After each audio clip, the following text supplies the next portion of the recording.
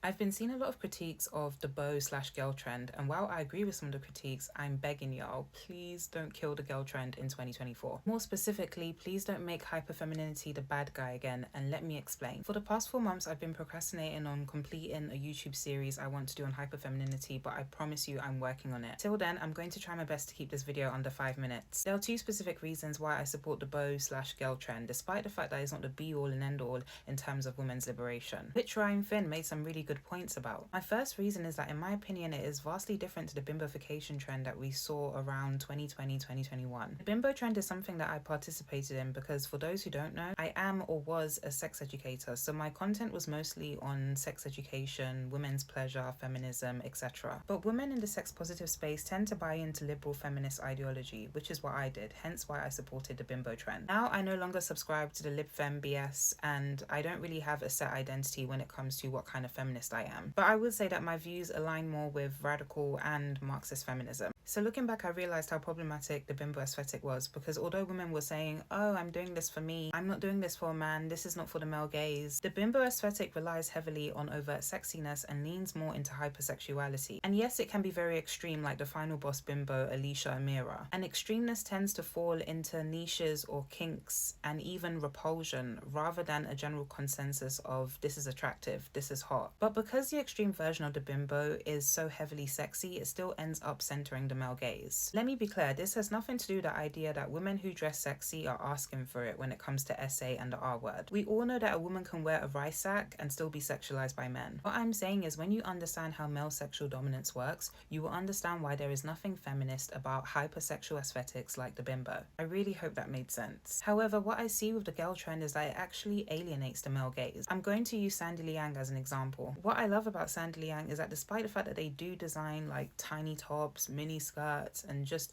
quite revealing clothing in general, the brand still leans more into girliness rather than sexiness, in my opinion. I'm not saying that sexiness is bad, I'm saying that any feminine aesthetic which places sexiness at the center of it is not truly subversive. Another thing is that this mainstream girl trend that we're seeing is really just a watered down version of what the alternative girlies have been doing, specifically the J fashion / kawaii girls. And as somebody who has had an interest in J fashion since I was a teen, I just cannot hate the girl trend, because I have friends who have been dressing kawaii for years. And because I know that the Lolita community, for example, is so tightly knit amongst women and non-binary people. The communities surrounding hyperfeminine Japanese subcultures in general are so tight-knit to a point where they are almost impenetrable by masculinity or masculine expression. Although gendering masculinity and femininity is problematic, unfortunately they are still tied to gendered categories within society. So the natural exclusion of traditional masculine expression automatically excludes men. And yes, there are a few men who exist within these communities, but they adhere to the feminine codes,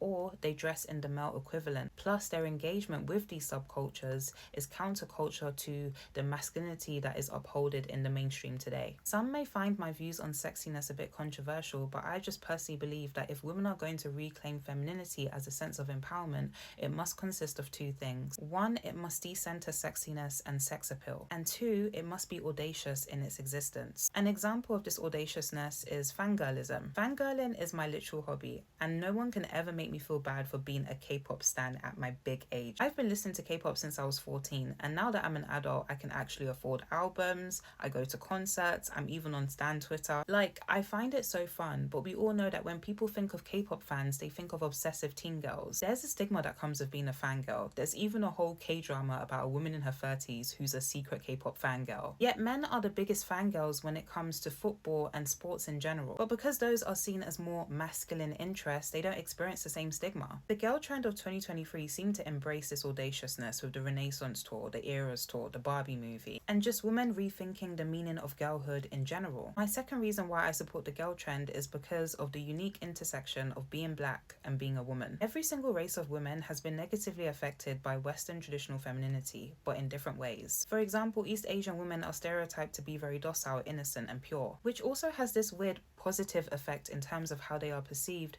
because those traits are are the epitome of Western traditional femininity, whereas Black women are stereotyped as more aggressive and hypersexual due to the history of Black slavery and how Black people were viewed overall. And so Black women tend to be masculinized, which in turn can be very dehumanizing. So seeing Black girls and women embrace hyperfeminine Japanese subcultures like Gyaru, Lolita, Decora, and Fairy K honestly fills me with joy, especially Gyaru, which has had a huge surge amongst Black women over the past year. I even interviewed alternative Black women for my research project at uni, mostly speaking to Black women who identified as Gyaru or who were into more kawaii styles. All of them told me how adopting hyperfeminine aesthetics and seeing other Black women do the same made them feel empowered, or how it helped them to break free from the Western notions of Black women. I had one woman tell me how there's no one way to be feminine, multiple expressions of femininity exist, and fashion helped her to realize that. Patricia Hill Collins talks about this in Black feminist thought, which she refers to as self-definition. She describes self-definition as an important aspect of the work that Black women must do when it comes to their liberation. But what's important to note is that she doesn't isolate self-definition as like the only thing that Black women must do. She positions it as an aid to the group effort or group action, which leads to my critique of the girl trend. Yes, it is amazing to see women embrace hyperfemininity in a way that feels like a departure from the male gaze, but merely relying on subversion is detrimental and is something I notice is happening across many fronts. Hence why we are in a peak era of culture wars surrounding gender and whatnot. Subversion alone cannot change the material reality of women. It is only meant to aid the efforts towards change. Subversion alone, in my opinion, is pure individualism, which is why although I support the girl/bow trend, I am critical. But at the same time, like I said at the start of the video, I don't want to see the trend be attacked to the ground, because it is still incredibly important when placed in the context of self-definition.